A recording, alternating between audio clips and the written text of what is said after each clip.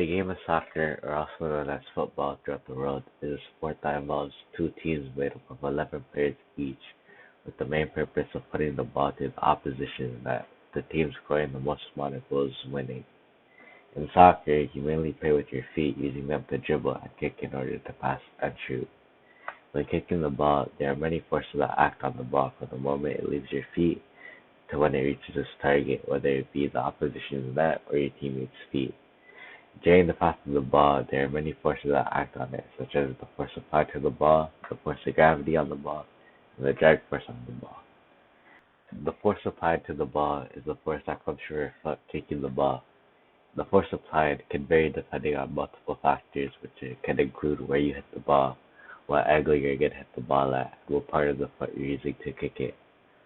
The force of gravity is the gravity acting on the ball, and can easily be found in the calculation of mass of the ball times gravity. The force of the gravity allows the ball to not just fly into space and allows the ball to come back to the ground. Another force that acts upon the ball is drag force, and the main one acting on it is air resistance. Air resistance is a frictional force between the ball moving through the air and the air against the ball. Also, when the ball is kicked and it only moves along the ground, there is a kinetic friction force between the ball and the surface.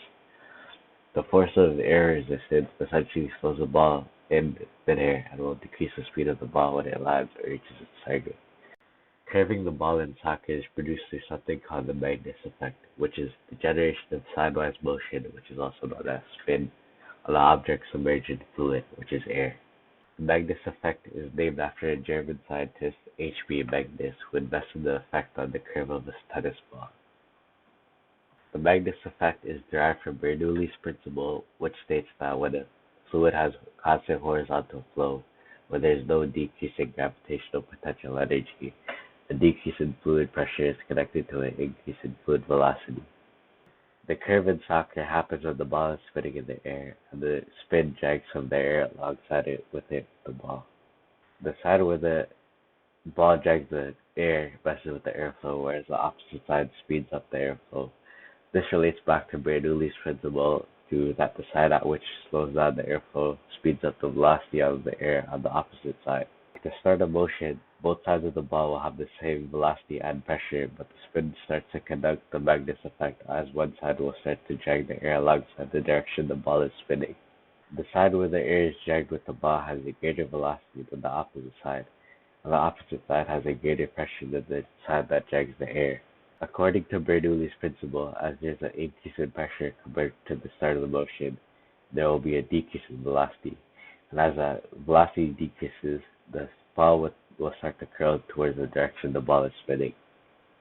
The air that is dragged by the ball essentially pulls the ball alongside the direction that it is spinning due to Newton's third law, which states that there is always an equal and opposite reaction force.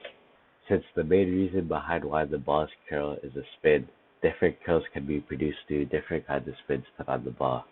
There are three different kinds of spins we could use to achieve a curl, which are top spin, back spin, and side spin. These three variations of spins all create different kinds of curls and can be applied to different situations in soccer. The first type of spin is top spin, and happens when the ball spins forward or clockwise if looking at the ball from the side. When the ball is in motion in the air, the ball spins forward and pulls the air alongside the direction it is spinning, which is forward. And the velocity at the top decreases while the velocity at the bottom increases, causing the ball to go towards the ground.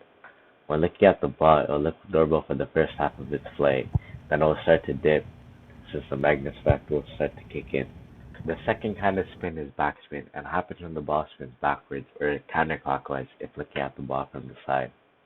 When the ball is in motion, the ball spins backwards and drags the air backwards, while the velocity at the bottom decreases and the velocity at the top increases, causing the ball to keep going up. While the Magnus effect makes the ball keep going up, it does not continue to go up as gravity will pull the ball back down to the ground. The third type of spin is the side spin, and there are two types of spins, which are the inside and outside curve. When the ball is in motion in the air, the ball spins and pulls the air alongside the direction the ball is spinning, causing the ball to go in the direction the ball spins. The two types of spins, inside and outside, both spin in the opposite direction of each other, depending on the foot you're using. For example, if you kick the ball with your right foot, An inside spin will spin towards the left, whereas the outside spin will spin towards the right, and vice versa if you kick with your left foot. Frictional forces are prevalent in soccer through how the players and the ball interact with the surface being played on, as well as the interactions between the ball and the player. Friction between the ball and the surface can be shown through the movement of the ball when it is on the ground or when it touches the ground. As the ball is kicked on the ground, the friction force runs in the opposite direction, which will eventually cause the ball to stop. When the player passes the ball on the ground, the ball will be experiencing a friction force against it. When the ball travels the same distance while having varying speeds, the term that is used to differentiate them is called the weight of the pass.